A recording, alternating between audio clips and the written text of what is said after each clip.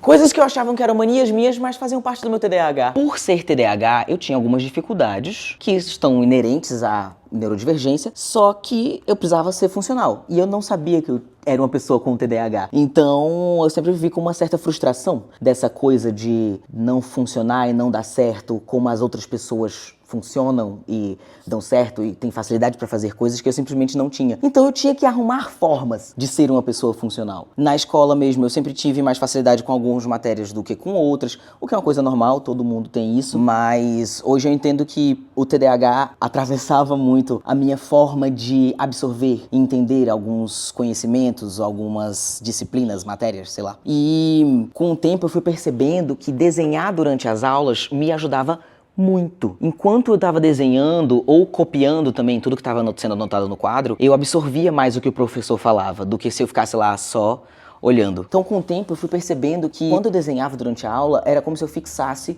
aquele assunto naquela imagem que eu produzia. Quando eu voltava nos cadernos para estudar e eu olhava o desenho, eu lembrava do que o professor falava. E se não tivesse o desenho para eu lembrar do que o professor falou, ia com Deus o conhecimento, o que qualquer coisa que tivesse passado ou não. E quando eu percebi que uma coisa estava ligada à outra, eu comecei a me comunicar com os professores sobre isso. Falar, tipo, gente, com licença, senhor, senhora, professora, professor, professora. Eu tô desenhando, mas eu tô prestando atenção.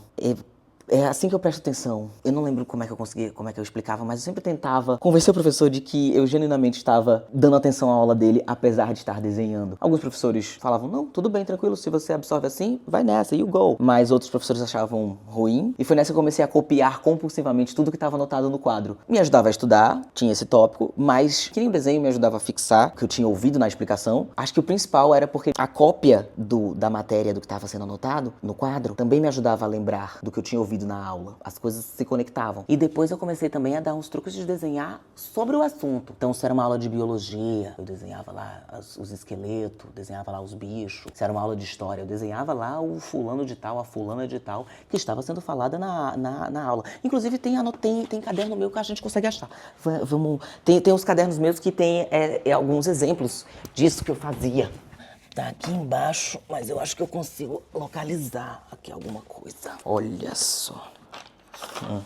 Aula de anatomia. Esse aqui era um colega que estava sentado, sei lá, na minha frente. Isso aqui era porque a gente estava vendo a anatomia e tinha de fato um crânio. Aqui, desenhando pessoas. Aula de anatomia também, quando eu estava na faculdade de educação física. Anotava tudo, desenhava tudo. Não necessariamente porque eu ia usar isso aqui, eu usava isso aqui depois para estudar. Mas não necessariamente porque eu tinha que anotar, sei lá. Não tô sabendo nem me explicar. Eu não sei como é que funciona pra você quando você tá anotando as coisas, mas pra mim, eu fixava nesses desenhos os assuntos cujos quais eu estava falando. Então eu sempre precisei de um livro ilustrado, de um negócio assim, com anotações. E aí eu fazia as minhas anotações.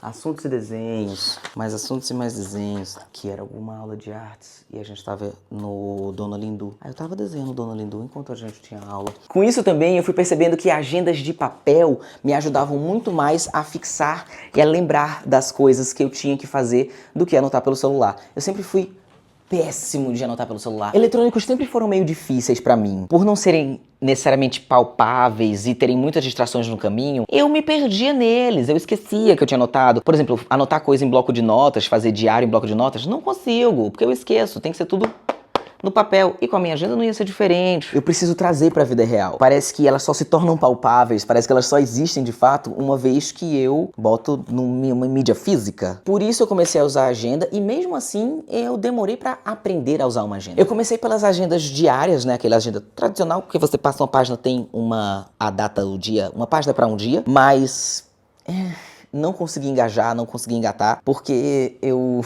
esquecia. De alguma forma eu me sentia meio responsável em escrever em todas aquelas páginas, e se eu não escrevia, parecia que ela ficava incompleta, e às vezes eu me via voltando na agenda pra tentar escrever o do dia anterior que eu tinha feito e pra poder conseguir fazer o do dia seguinte. Não sei, de alguma forma na minha cabeça não funcionou. Depois eu fui pra aquelas agendas mensais, sabe dessas assim? Vários quadradinhos e só tem poucas páginas e só todas as páginas de agenda são assim, os quadradinhos. E aí isso me ajudava muito a conseguir olhar o meu mês como um todo. Entender tudo o que eu tinha pra fazer, quando eu tinha que fazer. Parece que o fato de eu olhar um lugar mais amplo me ajudava também a não esquecer. Porque na segunda-feira eu não tava lembrado que eu ia ter alguma coisa na sexta. E aí na agenda diária, eu tava lá na segunda bem tranquilo. Na terça, tranquilo, quarta, tranquilo. Eu passava a página, quinta-feira, era sexta-feira, e já tava em cima do negócio que eu nem lembrava mais que tinha que fazer. Mas o suprassumo das agendas pra mim, o grande lance, a maioral, a maior de todas, é o planner semanal, que eu consigo ter essa visão geral do mês, mas essa coisa assim do dia, e o dia com os horários. Nessa eu fui arrumando um monte de técnicas, fui desenvolvendo o meu jeitinho de usar a agenda e otimizar o máximo possível as informações, os eventos e tudo que ia acontecer. Fiz color code, criei minhas coisinhas pra agenda ficar extremamente funcional. Inclusive eu acho que isso de repente poderia render um vídeo, se você tiver interesse. Diz aqui nos comentários que a gente pode fazer um vídeo só falando sobre organização de agenda, que de repente eu posso lhe ajudar.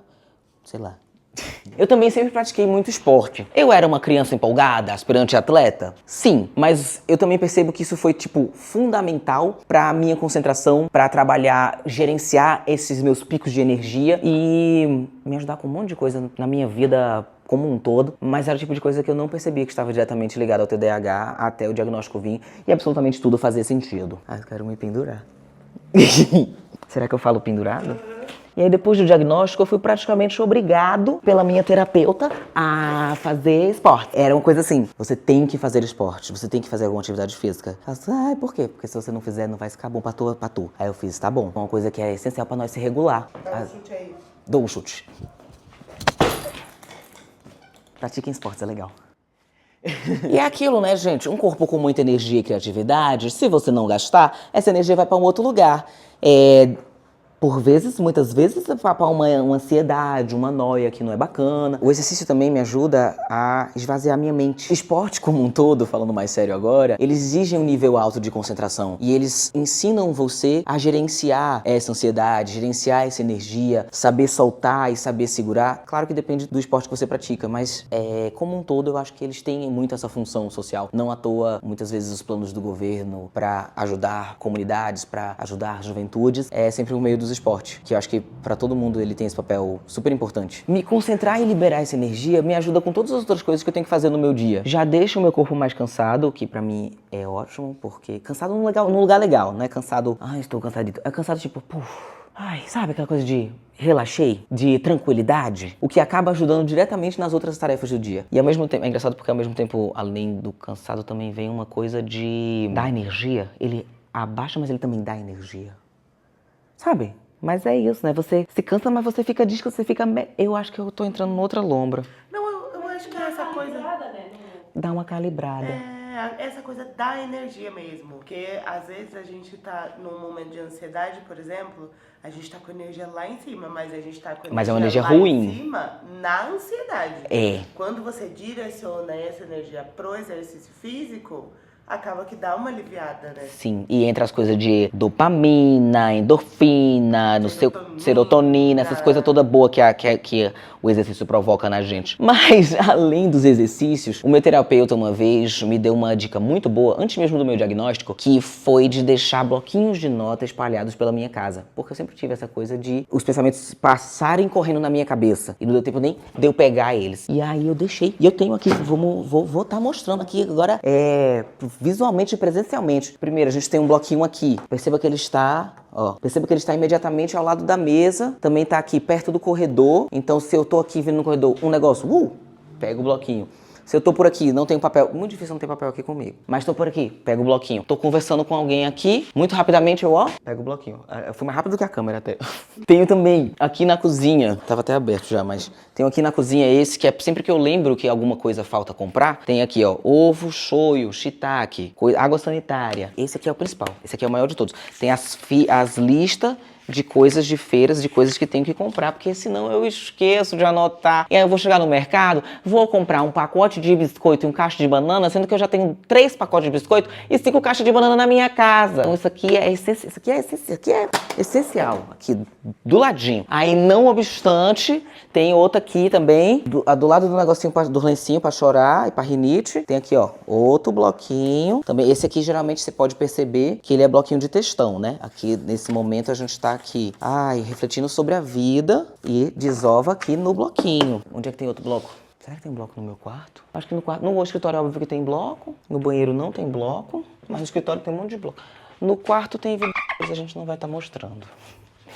E eu acho que a coisa mais importante, que mais me ajuda, mais me ajudou, e de repente ajuda você ou pode lhe ajudar também, é fazer checklist. Eu tenho checklist para absolutamente tudo. O checklist é a minha memória, porque eu acho que a minha maior questão é com a coisa da minha memória. Eu tenho um caderno geral, que é o caderno do meu dia a dia, onde eu dissolvo tudo. Uma reunião que eu vou fazer, os meus afazeres do dia, as coisas de trabalho, tudo tá aqui. E tudo, na maioria das vezes, eu sempre começo o meu dia e termino o meu dia com algum checklist. Esse aqui foi de uma diária de produção, se você for curiosa. Mas o que importa é o checklist, não é o conteúdo do meu checklist. O meu checklist é meu, é pessoal. Tô aqui abrindo com vocês, mas vamos com calma. Eu tô fugindo muito do assunto nesse vídeo. É no nível que a minha dependência, não sei se dependência pode ser uma coisa ruim, mas no caso aqui é uma coisa boa. Mas a minha dependência de checklist é tão grande que eu coloco no meu checklist até as coisas que eu já fiz, pra eu lembrar na minha cabeça que eu já realizei elas. Eu faço as anotações gerais do que eu tenho pra fazer, mas se eu percebo que,